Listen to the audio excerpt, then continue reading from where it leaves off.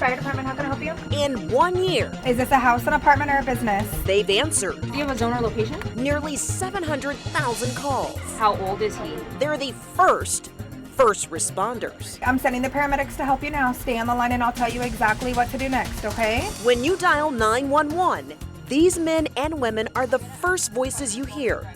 We sat down with, Nicole Davis. along with, Corey Lindsay. and Eric Guerrero. These three are part of a team of 66 communication specialists and supervisors with Las Vegas Fire and Rescue. How does it feel to know you are that person, that first person that they likely are going to be calling when they're at their worst?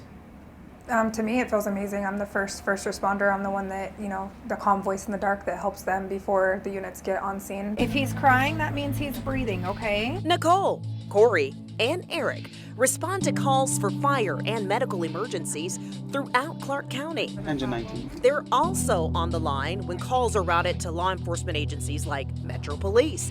It helps fire and police working together on scene. Now, since he hit his head, is he having any difficulty breathing? These dispatchers say there are ways you can help them help you as they pass along critical information to emergency responders. Very difficult to try to find you in an emergency if we don't have a starting point. Just knowing where you are.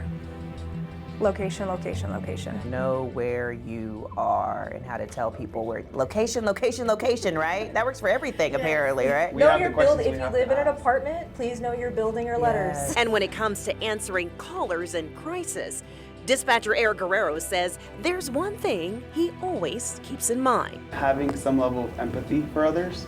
Obviously, people are calling you during their worst times, and being able to realize, like, yeah, they're going to yell at you, yeah, they're going to be mad at the situation, and being able to put their frustration aside and just help them. While many of those who call are in crisis mode, there are times when the calls are less life-threatening and more lighthearted. You talk about one of the strangest calls that you received, and share that with us. Strangest call I've had is having someone call 911 for a wake-up call.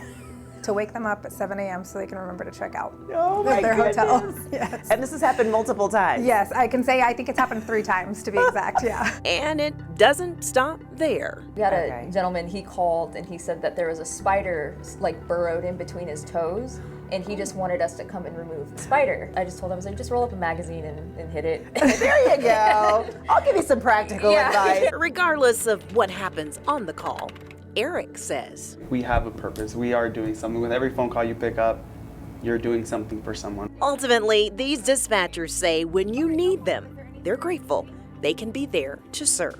What motivated you to do this? Both of my parents were firefighters for Las Vegas Fire and Rescue, and I knew I wanted to follow my mom's footsteps. I just didn't know how if I didn't want to be a firefighter, and I found my calling. Like Nicole, I have family that worked for the department. Like my grandfather was a firefighter, my aunt was a dispatcher for Metro, and so it's just another Lindsay getting to do something for their community, and it just brings me so much joy. We're on the way. If you get further information or anything changes, please just give us a call back. Hi there, I'm Crystal Allen. Hope you enjoyed that story. For more great stories about the city of Las Vegas, don't forget to click on that box.